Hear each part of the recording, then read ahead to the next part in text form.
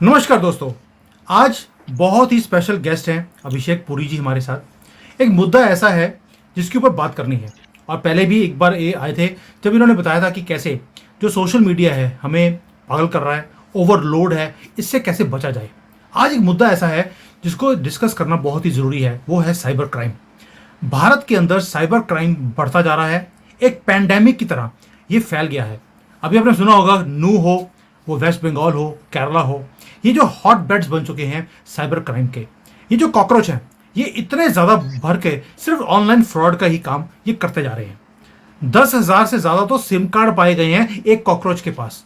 आप सोच सकते हैं कि इतने सिम कार्ड से वो क्या करने वाला है। सिर्फ लोगों को बेवकूफ़ बनाएगा, आपके अकाउंट में से आपके सारे पैसे निकाल लेगा, और उसके बाद वो जिहाद में पैसे लगाने वाला है। अब इन सारी चीज़ों का मुद्दा तो पता लग गया कि कौन करता है और कैसे करता है। पहले तो ये देखेंगे कि कैसे करते हैं ये लोग, और कैसे लोग इनकी बातों में फंस जाते हैं, और दूसरा इससे बचा कैसे जाए। और अभिषेक पुरी जी की इसके ऊपर बहुत ज़्यादा पकड़ है इन चीज़ों के ऊपर। अभिषेक जी, सबसे पहले thank you for joining today. जय श्री राम। धन्यवाद। जय thanks Siya for Ram. Hosting me again. Thanks for hosting me again. Abhishek ji, I can host you every day. The only problem is कि आप घोस्ट बन जाते हैं, इसलिए आपको होस्ट करना बड़ा मुश्किल है। तो आज बड़ी मुश्किल से आप हाथ में आए हैं। तो पहले तो इस मुद्दे के ऊपर, ये जो साइबर क्राइम है, ये साइबर क्राइम होता क्या है, ये करते कैसे हैं, एंड इसका मैग्नीट्यूड कितना बड़ा है। देखिए, करते कैसे हैं ये तो it is very difficult to say. जो हमारे रूटीन के डिजिटल डिवाइसेस हैं उन्हीं के थ्रू पॉसिबल है। सो जो सबसे पहले वाला है कि साइबर क्राइम का मैग्नीट्यूड कितना बड़ा है। जब से मोबाइल फोन्स आए हैं और जब से हमारी डिजिटल सर्विसेज स्टार्ट हुई हैं, तब से ये साइबर क्राइम का स्लो अपटेक होने लगा। कौन करता है, क्या करता है, ये तो पुलिस को ही मालूम है। जो साइबर क्राइम के ऑफिशियल्स हैं उन्हीं को आइडिया है कि ये इसके अंदर कौन कौन लिप्त हैं, कितने लोग लिप्त हैं। सो आई डोंट थिंक कि भी किसी को किसी एक विशेष समुदाय को जोड़ना इस चीज के साथ would be the right approach. It is universal, क्योंकि हमारे देशवासी कुछ ज्यादा ही जुगाड़ी हैं हर चीज में। तो वो जुगाड़ से कुछ भी कर सकते हैं। तो if everybody is looking at easy way to make money, they thought कि भी why not look at this aspect. नहीं अभिषेक जी, अभी आपने बोला ना कि एक विशेष वर्ग, तो उनकी विशेषता ही ये है कि वो इसके अंदर लिप्त हैं। तो इसलिए आपने बिल्कुल सही कहा कि विशेष वर्ग है जिनकी विशेषता आपने बता दी। और ये बताना भी ज़रूरी है, रीज़न भी। अभी जैसे नू में, वेस्ट बंगाल में जो लोग पकड़े भी गए हैं, आपको मालूम है कि जो साइबर क्राइम का सबसे बड़ा सेंटर है जो गवर्नमेंट ने खोला है, वो नू में ही खोला है, जिसे हम मिनी पाकिस्तान भी बोलते हैं। तो बिल्कुल सही है कि ये विशेष वर्ग ही है जो ये काम कर रहा है। और मुझे नहीं पता कि आपको उनमें इतनी कौन सी विशेषता दिखती है कि आप उन्हें विशेष वर्ग बोलते हैं, बट एनीवेज आपका राइट है। But cyber crime, how big is a cyber crime now, and what to do. देखिए, cyber crime has actually grown massively. It is estimated कि मतलब जो सरकारी बैंकों को लॉस हो रहा है, that is running into thousands of crores. और ये दिन ब दिन, हफ्ते ब हफ्ते बढ़ता जा रहा है। यानी कि अभी जो आपने स्क्रीनशॉट शो किया उसके अंदर तकरीबन तकरीबन हर हफ्ते चार 3 से 4 हजार या 5 हजार अटैक्स हर हफ्ते हो रहे हैं। एंड जैसे इसके अंदर मेंशन किया हुआ है कि 46% ईयर ऑन ईयर ग्रोथ है इसकी, which is not a very good figure at all. तो ये साइबर अटैक्स और साइबर क्राइम्स की जो मैग्नीट्यूड है, that is really really depressing everybody. उसका डायरेक्ट इम्पैक्ट हमारे डिजिटल इंफ्रास्ट्रक्चर पे है, क्योंकि कोई भी सर्विसेज को यूज करने के लिए उसमें ट्रस्ट होना चाहिए। अगर यूपीआई से एक लोगों का ट्रस्ट उठना शुरू हो गया, तो that will impact the further digital services roll out. तो इसका इसका डायरेक्ट कनेक्शन नेशनल सिक्योरिटी से भी जुड़ा हुआ है, और इसको ऑब्वियसली एक्सप्लॉइट करने के लिए बहुत सारे लोग ढूंढ भी रहे हैं। एंड ये जैसे आपने अभी दिखाया कि आईआईटी कानपुर का एक फ्यूचर क्राइम रिसर्च फाउंडेशन, उनका एक पोर्टल है। तो उन्होंने इसके ऊपर एक रिपोर्ट भी निकाली है कि साइबर क्राइम के ट्रेंड्स क्या हैं। एंड यू कैन सी कि भी इसमें जो मैक्सिमम अमाउंट है वो फाइनेंशियल फ्रॉड्स के रिलेटेड है। तो चाहे क्रेडिट कार्ड क्लोनिंग हो या फिर ईमेल फिशिंग हो, वो क्या चीज़ है वो आगे बताएंगे। और इंटरनेट बैंकिंग के संबंधित कोई फ्रॉड हो, और ग्रेजुअली यूपीआई पे भी धीरे धीरे फ्रॉड हो रहा है। तो इन सब डिजिटल सर्विसेज को बरकरार रखने के लिए, इनकी सैंक्टिटी रखने के लिए इनको प्रोटेक्शन की भी जरूरत है। एंड जो इसमें दो दो मुद्दे हैं। एक तो जो एंटरप्राइजेस यानी कि जो कंपनीज हैं, वो कैसे प्रोटेक्शन कर सकती हैं अपनी, वो एक अलग बिल्कुल डोमेन है। लेकिन as a user, and user, आपको क्या करना है उस पे मैं ज्यादा फोकस करूंगा इन दी गोइंग कन्वर्सेशन गोइंग फॉरवर्ड। तो जैसे अभी हमने बात किया कि आईआईटी जो है लगा हुआ है कि इसको कैसे एक पूरा एक नया सेल बनाया जाए and to just earmark कि कैसे कैसे फ्रॉड्स होते हैं। अब आपने तीन चार चीज़ों को बताया आपने, क्रेडिट कार्ड की या डेबिट कार्ड की क्लोनिंग है या और बाकी मुद्दे हैं जिसके थ्रू ये सारे फ्रॉड्स होते हैं। पहले तो उसके ऊपर थोड़ी सी लाइट डालते हैं कि कैसे वो करते हैं, उसके बाद कैसे बचा जाए। Let's take up this now further. जो क्रेडिट कार्ड और डेबिट कार्ड की क्लोनिंग है, उनकी मशीन्स होती हैं। There are specific rings across across the world जो ये सब काम करते हैं। इनफैक्ट मेरा अभी भी जस्ट रिसेंटली मेरे बैंक से मेरे को अर्जेंट फोन आया कि मेरा खुद का डेबिट कार्ड लीक हुआ ऑनलाइन फोरम पे। एंड इमीडिएटली मेरे को बुला के उन्होंने हॉट लिस्ट करवाया। माय कंसर्न है कि मेरा खुद का डेबिट कार्ड अभी लीक हुआ, किसी वेबसाइट पे यूज हुआ होगा। एंड उनकी नोटिफिकेशन इमीडिएटली बैंक्स को आ गई कि मेरा डेबिट कार्ड कहीं और से यूटिलाइज करने की कोशिश की गई होगी। तो इमीडिएटली उन्होंने मुझे बताया कि आपका कार्ड जो है वो हॉट लिस्ट करना पड़ेगा। एंड उन्होंने इमीडिएटली ऑल जितने भी जो भी उनके इंटरनल प्रोसेसेस होते हैं उसमें मेरा कार्ड ब्लॉक किया उन्होंने। And then they had to issue me a new card. So point here is कि ये डेबिट कार्ड क्लोनिंग तब होती है जब ये उसके आप कहीं फोन नंबर्स या अपना कार्ड नंबर कहीं देते हैं और वेबसाइट की तरफ से लीक होते हैं, तो ये पॉसिबिलिटी है। लेकिन आई थिंक स्टार्टिंग फ्रॉम 18 और 19 onwards chip and pin cards automated होने शुरू हो गए। यानी कि आज की डेट में आप देखेंगे कि हर क्रेडिट कार्ड या डेबिट कार्ड के अंदर एक चिप लगा हुआ है। तो जो वो एडिशनल एन्क्रिप्शन देता, तो जब आप कार्ड देते हैं किसी को कैश में डालने के लिए या अपनी परचेज को ऑथेंटिकेट करने के लिए, तो उसके अंदर एक स्पेसिफिक एन्क्रिप्शन प्रोटोकॉल होता है which is very hard to break. So make sure that you have a chip and pin card. That is the most important thing. Second thing is, which I learned a long time back, is to have two phone numbers. One phone number only for authentication, जैसे आपका आधार है and आपका bank account है, and don't give it to anybody under any circumstances. वो phone number आपको अलग रखना पड़ेगा, एक कॉलिंग फोन नंबर है। तो इससे क्या होगा कि मान लीजिए आपको एसएमएस आते हैं या ओटीपीज आते हैं, तो वो नंबर जो आपने किसी को नहीं दिया, वेरी अनलाइकली कि वही नंबर आपका किसी और चीज में लीक होगा।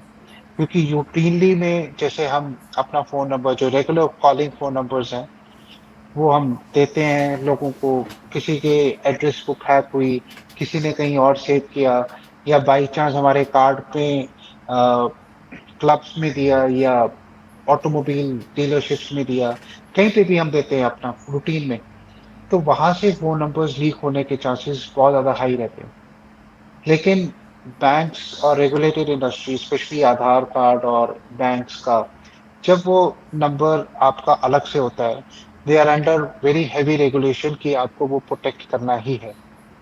सो वेरी अनलाइकली दैट वो नंबर कहीं भी लीक होगा।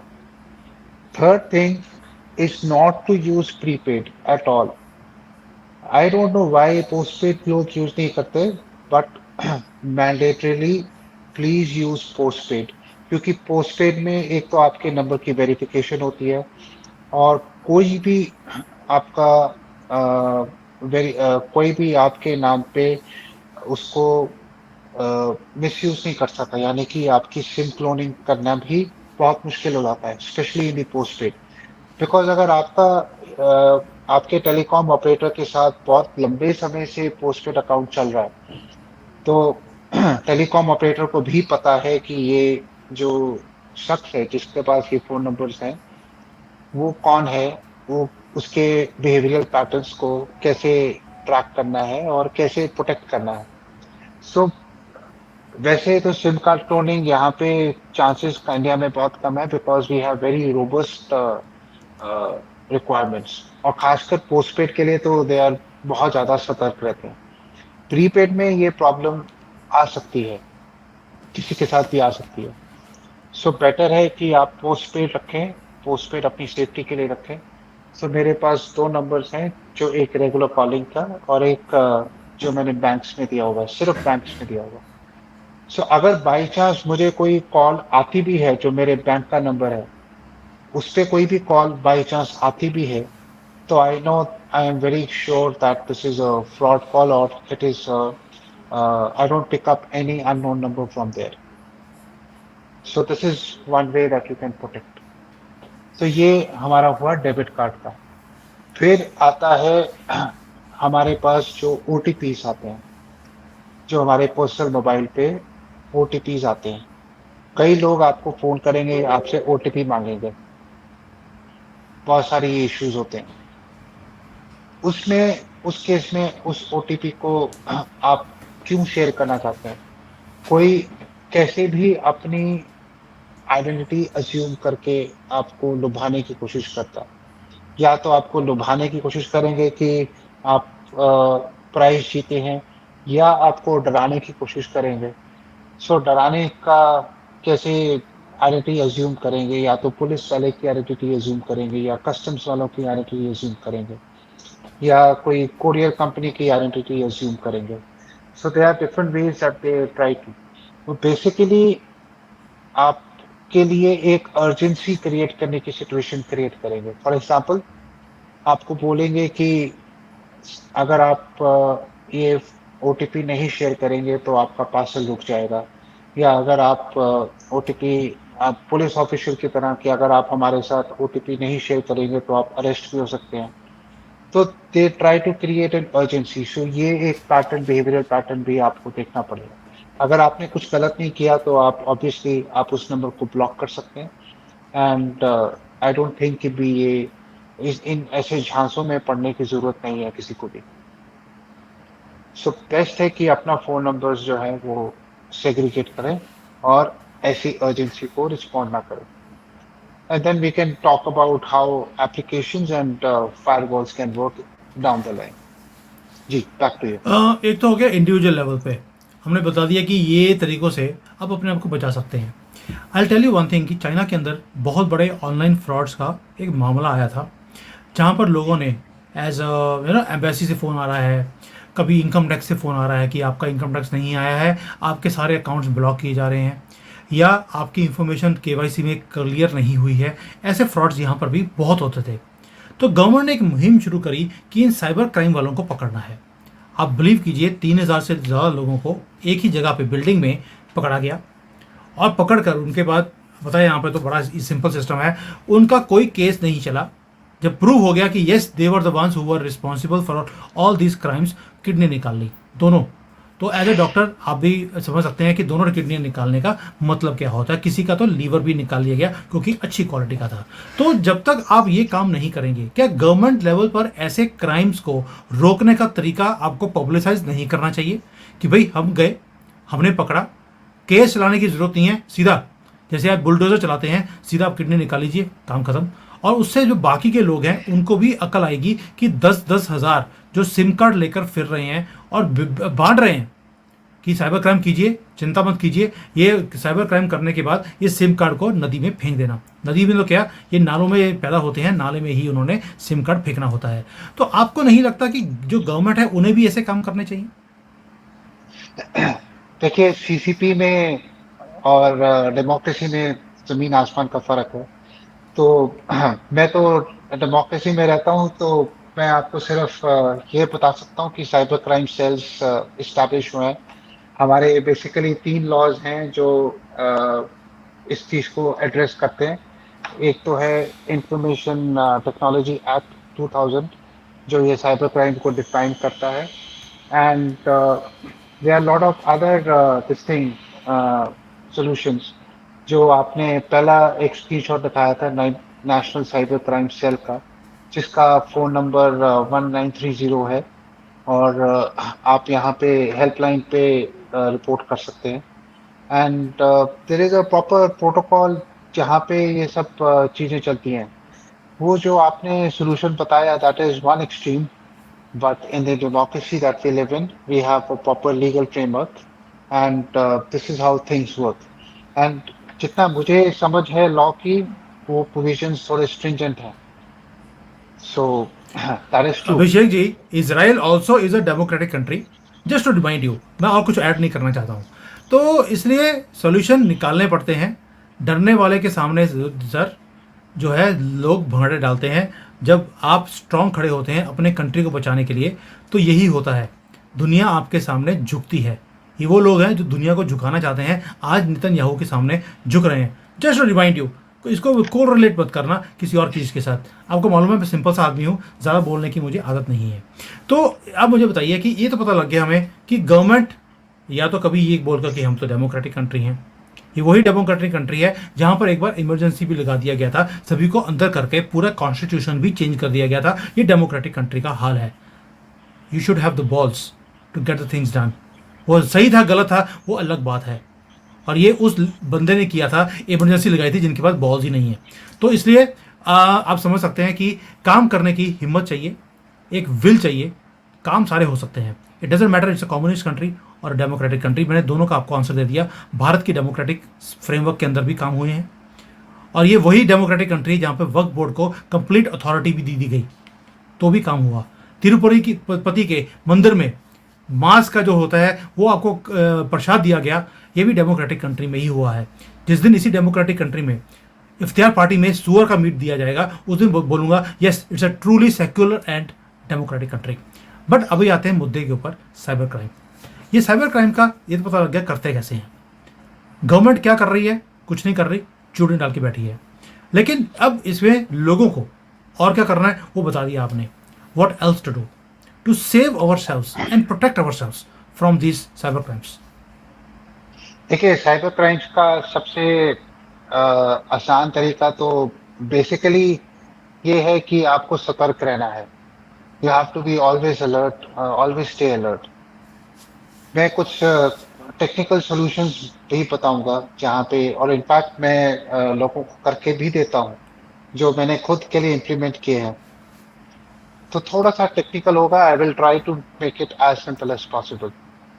पहली चीज तो ये कि आप अपने फोन से व्हाट्सएप हटाइए। साइबर क्राइम सबसे ज्यादा व्हाट्सएप पे होता है, बिकॉज फोन नंबर्स आपके लिस्टेड हैं, आप किसी ग्रुप्स में हैं, चैनल्स में हैं। ये नहीं पता कि उन चैनल्स को और ग्रुप्स को कौन मैनेज कर रहा है। एटलीस्ट अपने पेरेंट्स के लिए और अपनी सेफ्टी के लिए व्हाट्सएप हटाइए, delete WhatsApp. It's a worst thing ever. उसमें कोई प्रिवेसी कंट्रोल्स नहीं है किसी भी लेवल के। एंड आपको ये नहीं पता कि आप किन किन लोगों के साथ जुड़े हैं, वो कहाँ कहाँ किसी और ग्रुप में है, क्योंकि व्हाट्सएप में सारे फोन नंबर्स लिस्टेड होते हैं। और जो उन्होंने चैनल स्टार्ट किए हैं वो क्लेम करते हैं कि एडमिन्स के पास नहीं होंगे, but channels on WhatsApp have also become huge gaming rings and betting rings.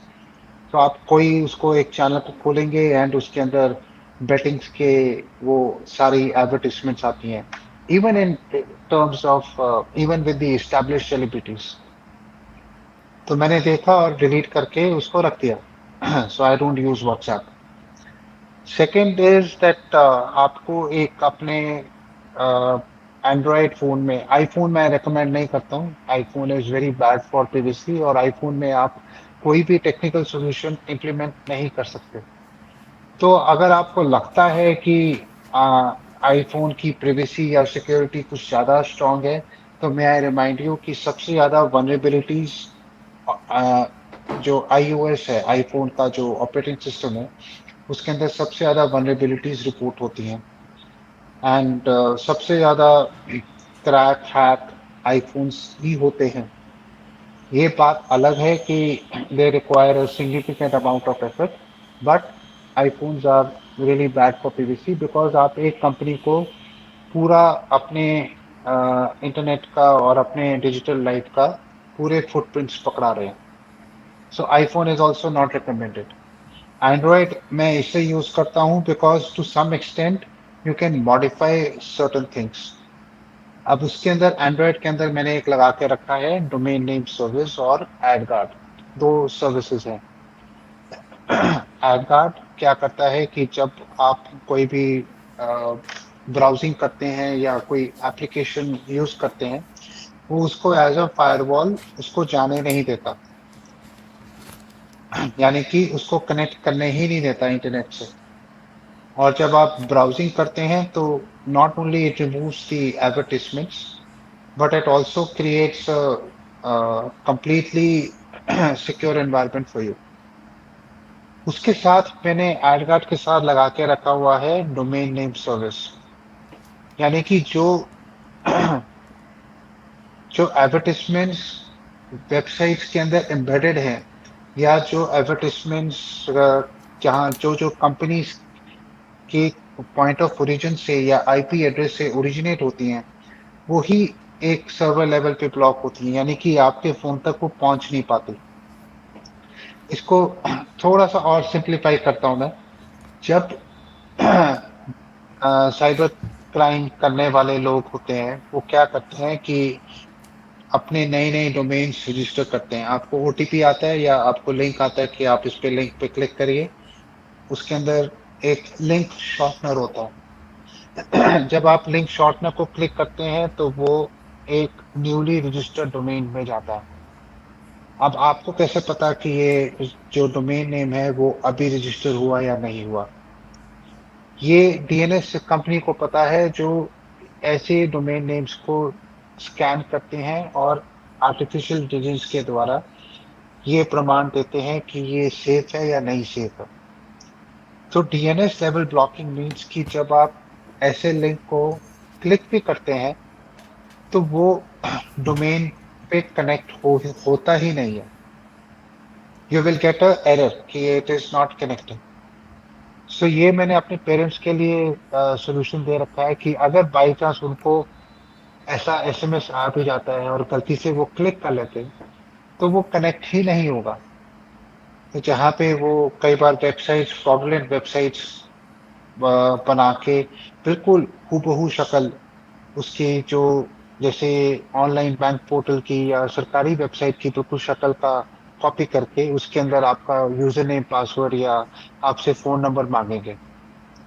तो newly registered domains are blocked at the DNS level itself. तो ये एडगार्ड मेरे को not only it protects me from all these things, but also creates a firewall and it eliminates all the advertisements. So that's how I do. दोनों services Uh, free हैं? जो add guard और जो domain name solace है, दोनों की दोनों free हैं कि पेड हैं? sadly, they are paid, but I think जो लाइसेंस है, वन टाइम लाइसेंस फीस होता है, यू हैव टू लुक, उनकी कोई ना कोई स्कीम चलती रहती है where you can buy the lifetime license for a certain amount. It's not very expensive. So one time payment है। डीएनएस का जो है वो recurring subscription। जी, so sorry for the interruption. I was telling you about the DNS. Third way that you can protect yourself is that you have to use a very strong password. तो password manager मैं recommend करता हूँ use करने के लिए। Password manager का मतलब ये होता है कि जो आपके ऑनलाइन पासवर्ड जनरेट भी करे और उसको सेव भी करे। सो कई सारी कंपनीज हैं जो आ रही हैं, जो रिकमेंडेशन है वो है bit warden, BITWARDEN, bit warden. और दूसरा जो मैं अभी यूज कर रहा हूँ, एन पास, ENPASS, एन पास। सो ये आपके मोबाइल पे भी और आपके ब्राउजर पे भी ये पासवर्ड मैनेजर्स काम करेंगे। इसके ऊपर यूट्यूब के बहुत सारे वीडियोस हैं that how how best you can use them. तो आपको सिर्फ एक ही पासवर्ड याद रखना पड़ेगा और वो उसको अनलॉक करने के लिए पासवर्ड मैनेजर को, and then your passwords can sync all across. So that is an excellent way to save it. And please learn about two-factor authentication.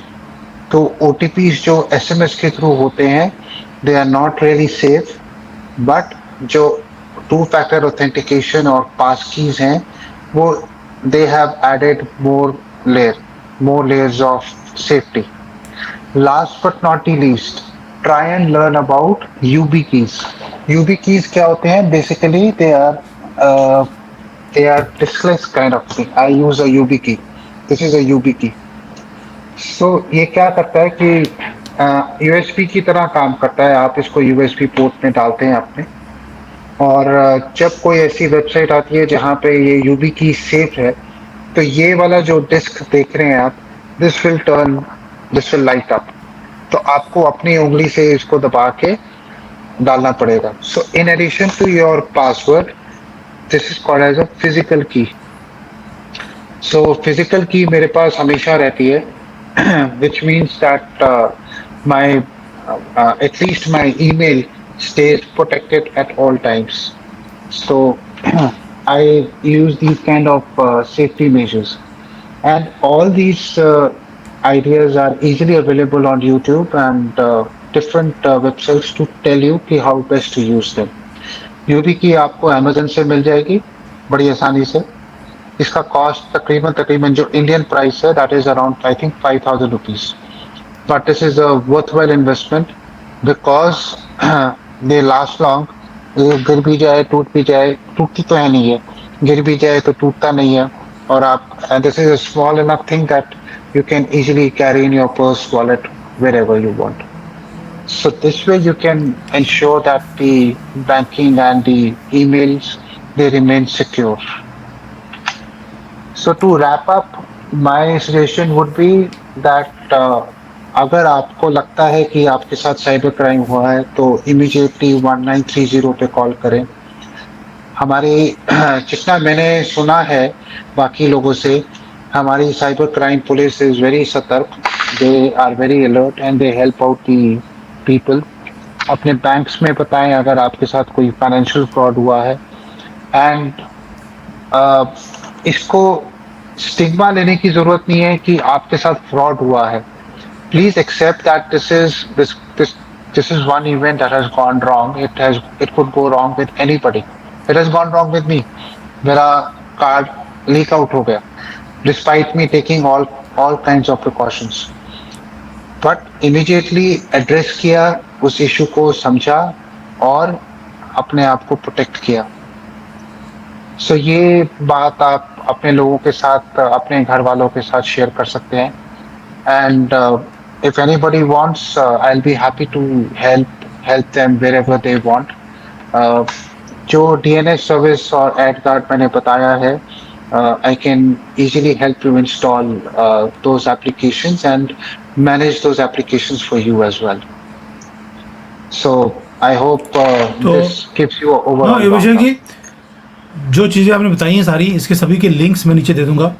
And please don't misunderstand अस कि हमारा कोई इसमें कमीशन वगैरह कोई काम नहीं है। आपको मालूम है कि I don't work on those things. This is just for service of a country, क्योंकि 10,000 करोड़ से ज़्यादा का धांधली है हर साल की। ये तो कहते हैं कि शायद हर महीने की है, बिकॉज मेजॉरिटी जो क्राइम्स हो रहे हैं वो रिपोर्ट ही नहीं होते, डर के मारे कि कहीं हमारे ऊपर बात ना आ जाए। तो ये 10,000 की जो फिगर है, ये तो ऑफिशियल फिगर है। Unofficial figure lakhs of crore की है पर साल की, यानी कि 10,000 करोड़ से ज़्यादा तो पर महीने का फ्रॉड ये लोग कर रहे हैं हमारे साथ। और इसमें फंसती हमारी ही कम्युनिटी है, क्योंकि हम भोले भाले लोग हैं। मुझे लगता है ये भोलापन जो है हमें उतारना पड़ेगा।